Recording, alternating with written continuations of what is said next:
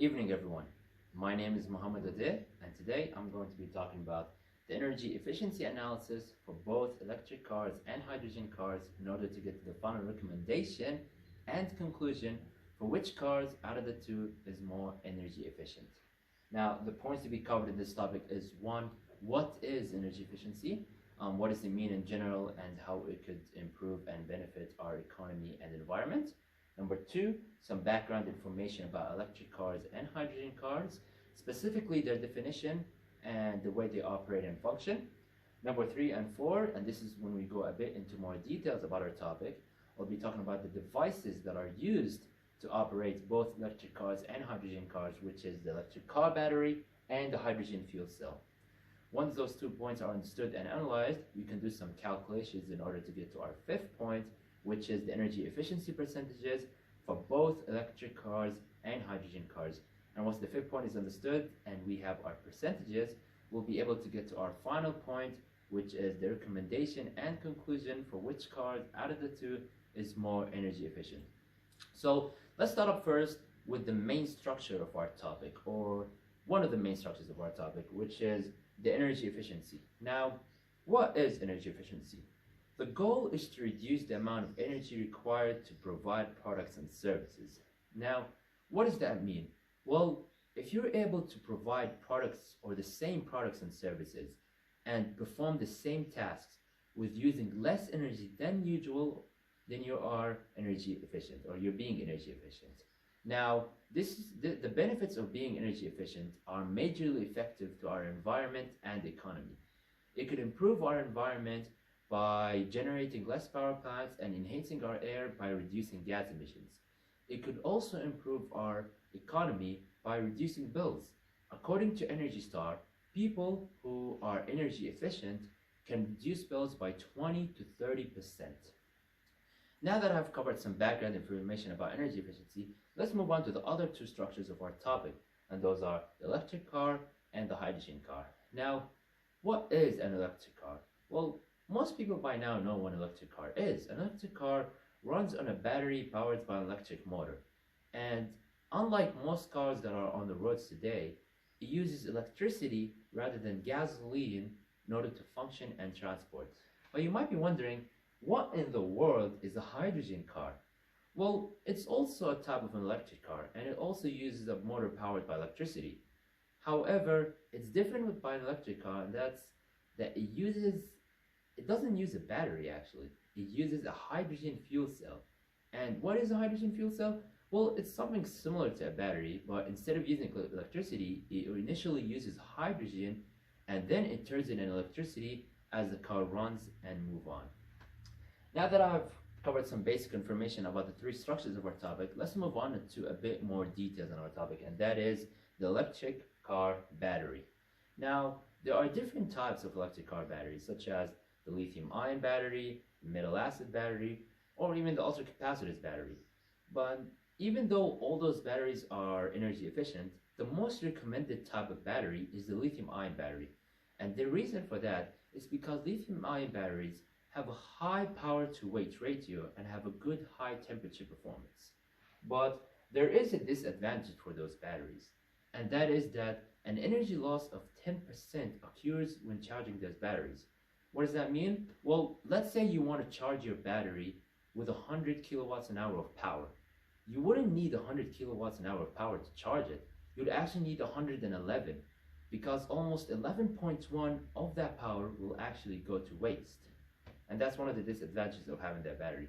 But even though there's some disadvantages, there are some good advantages for it. And that is that it has an energy capacity that varies between 10 to 120 kilowatts an hour. Now, the reason why there's this big difference is because those batteries are not only used on electric cars, they're used on other things or other devices such as cell phones. And it majorly depends on the size of that battery.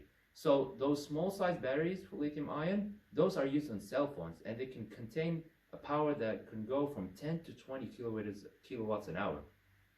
And then it can go up to 100 to 120 kilowatts an hour, and that's when the battery is big, and those are used for electric cars. Now that we have covered what is an electric car battery, let's move on to the hydrogen fuel cell. Now, unlike electric cars, a hydrogen car does not have different type of batteries. It just have one type, and that is the hydrogen fuel cell. And as you can see in this picture, a hydrogen fuel car, or hydrogen fuel cell, sorry, uses oxygen and hydrogen in order to operate and function. Now, there is a disadvantage of that, and that is, even though oxygen does not require energy in order to get into the hydrogen car or the hydrogen fuel cell, energy is actually required twice in this process of transferring hydrogen into the actual car. So energy is required to convert electricity into hydrogen in the hydrogen car, and then after it is transferred to the fuel cell, to the hydrogen fuel cell, energy is required again to convert that hydrogen into electricity, and then for that electricity to transfer again into the actual car. And that requires a lot of phases, and a lot of energy is going to be required in this process. But despite that, hydrogen cars have advantage, and that is that only 5% of energy loss occurs while charging a hydrogen car. So unlike electric cars that use 10%, let's say you wanted to charge your car with 100 kilowatts an hour, you would only require, I would say, 104 to 105 kilowatts an hour, and with 5% loss, you will get up to 100 kilowatts of hour of energy. Now that we have covered some of the basic topic, or the main topics of our presentation, let's move on to the other, well, let's say the results of everything we were talking about right now. And to get to our results, we're going to have a test case, okay? So right here, we're going to have the energy efficiency percentage for both electric cars and hydrogen cars. But we're going to start up with the electric car. And we're going to have a test case where we're going to start up with an energy of 100 kilowatts an hour of renewable electricity. And we're going to see the phases that are going through this energy until it actually gets to the electric car. So we're starting up with 100 kilowatts an hour at renewable electricity, and then to transfer that to the grid transmission is going to get up to 90 kilowatts an hour. So like we mentioned before, there is a 10% energy loss, and this is where it happens. And then from the grid transmission to the ADC, the AC-DC, which is the alternating current direct conversion, we're going to lose more energy, and it's going to get down to 77 kilowatts an hour. And then for that energy to finally transfer to the electric car, we're going to end up with 63 kilowatts of hour of energy. And that's almost 1/3 of the energy has gone to waste. So that means it is around 60% energy efficient. But now let's move on to the hydrogen car. And we're going to go through the same process and the same test case. So we're going to start off with 100 kilowatts an hour of renewable electricity. And then, like we said before, there is a 5% energy loss, and that is when it's transferred to the alternating current direct current conversion, and it comes down to 95 kilowatts an hour. And then for that process to go down to the electrolysis, that is going to be 71 kilowatts an hour. And then there's going to be a phase that's called compression or liquefaction, and that's when the hydrogen or the electricity is converted to hydrogen, and that happens to be 55 kilowatts an hour.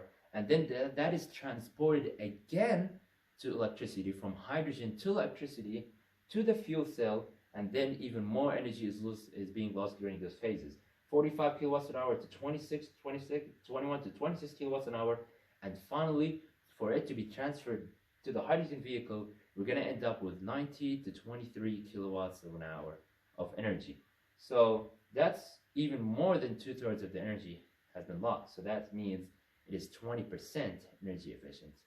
So now that we have those percentages, let's get to our final recommendation and conclusion. 63 kilowatts of power is transferred to the electric car when charged with 100 kilowatts an hour of power, while in the hydrogen car, around 20 kilowatts an hour of power is transferred to the hydrogen car when charged with 100 kilowatts an hour. We can conclude that electric cars are 3 times more efficient than hydrogen cars, and we can get to our final conclusion and recommendation, and that is that electric cars are more energy efficient than hydrogen cars. Thanks everyone for watching. I hope I managed to give this presentation as much professional as possible. And if you guys have any questions, don't hesitate to contact me through email or even discussion boards. And those are my references.